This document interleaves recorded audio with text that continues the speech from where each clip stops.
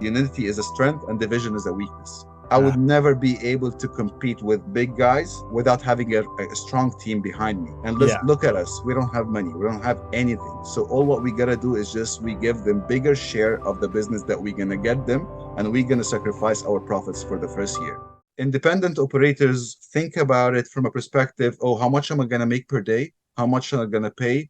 And that's the only thing that they think about it. But like, guys, let me tell you this. You guys are investors. You guys are entrepreneurs. You're not just drivers on, or even if you're doing Uber, you went to a dealer, you took the risk, you're paying a high interest, you're paying insurance, you're risking your life every day on the street driving. You might get into like something that just like Sure. with no coverage for your family. It's just like, guys, you are entrepreneur. So you can't start a business without learning about the industry, the Yeah. market, which is competition.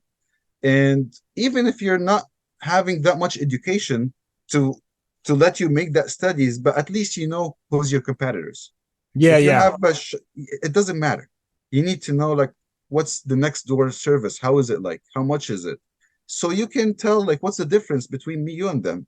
So you can provide something unique. You know, the unique value proposition. Totally. Yes. That Exactly. way you're not a commodity, right? Because I hear it all the time, oh, everyone's complaining we're cheap. Well, if you don't stand out, right? And if they think you're just the same as the guy next to you, right? And you guys both provide the exact same thing, then who wouldn't care about price, right? Who wants to pay more for the same thing?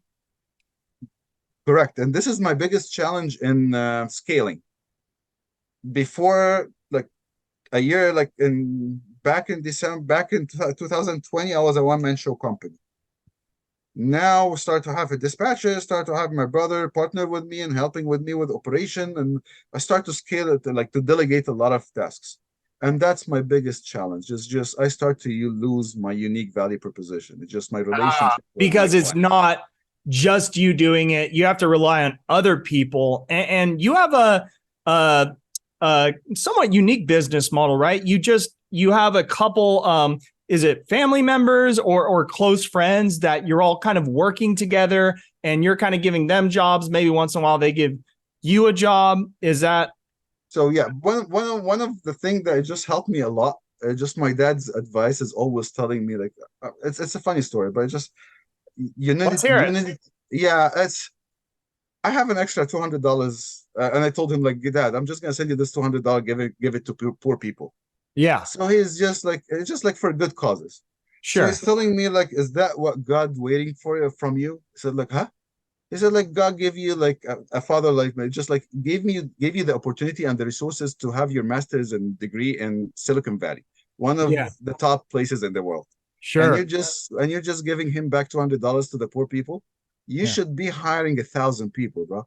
It's just like you yeah, cannot just God is waiting from you. It's just much more than that. It's just like you need to be the cause of helping those people finding better lifestyle. Just if you want to yeah. help You them can to do get more because exactly, $200 that doesn't do much. But if you hire 200 people and give them work and allow them to exactly, provide for their families, exactly, wow, exactly. And that's when I went powerful. back to my wife and I just told her like, hey, we might not make that much money this year, but we need to be like we need to build a team. We need to have a Yeah, team of people that we care about and they care about us, and we grow the business together. Because it's always unity is a strength and division is a weakness. I yeah, would never be able to compete with big guys without having a strong team behind me. And let's yeah, look at us. We don't have money. We don't have anything. So all what we gotta do is just we give them bigger share of the business that we're gonna get them, and we're gonna sacrifice our profits for the first year. yeah. And without her supporting me, I would never be in that position. Uh, Without my dad's words, I would never jump to that business and just start. And that's where my life started to change. wow. Uh, And it's a family thing, which is awesome. yes, yes. Also, one of the benefits from the show, there was an international lawyer that came to discuss the employment problem.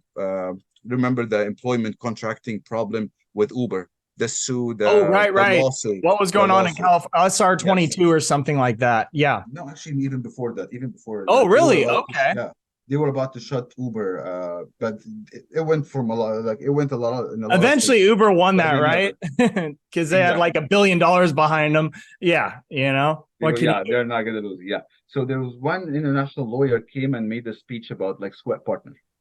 And back to the values that you might gain from the show, that was my first show. Yeah, And I came back with an idea of sweat partners. It's just like, okay, let me attract my friends and my network for them to be as sweat partners in my company. So we can represent ourselves as like 7 vehicles and also 7 drivers yeah, and be able to supply the business that I brought back from the show when I went there. yeah. And luckily, we got a great team, great partners. We all partnered together. I bought them cars under the company, under my Okay, name, and we made a formulation of a sweat partner agreement. okay, Basically, it's a commission based agreement. okay. I take a commission, my cut from the business that I get them. And what's the We were benefit of that structure, like the sweat partner structure? What are some of the benefits of that?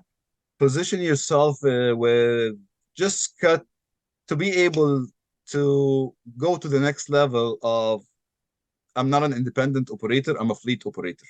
Ah, I see. Okay, yeah, So I you're had to show, bigger. yes, I had to show that we're a team.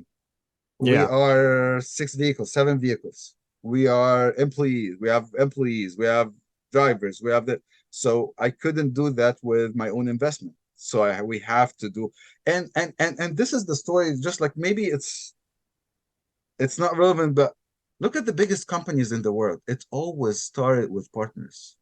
yeah. None of them started with one person. No, you're There's right. a person.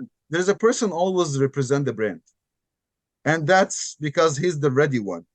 In Yes. very small circumstances, he just plays the others. But yeah, but like it's just that person who represent the brand, and that's where everyone with the team right now, all of my ex sweat partners, they have their own companies, they have their own cars, they have their own drivers. We all benefited out of this partnership. And the Sure. most important thing in this is to have an exit strategy. Because if you don't have exit strategy from these partnerships, it's gonna hurt. There's a lot of people are suing each other. They were partners. You hear a lot of those stories from our industry. Partners, Okay. they're suing each other. And that's because they never had an exit strategy. Ah, so have a plan going in just Yes, in case at some point you need to dissolve the there's relationship. no in case. There's no in case. It will be resolved anyways. Yeah, But yeah. we're using each other right now to start from a point that is we will never be able to start from 2 years later if Yeah. everybody by himself.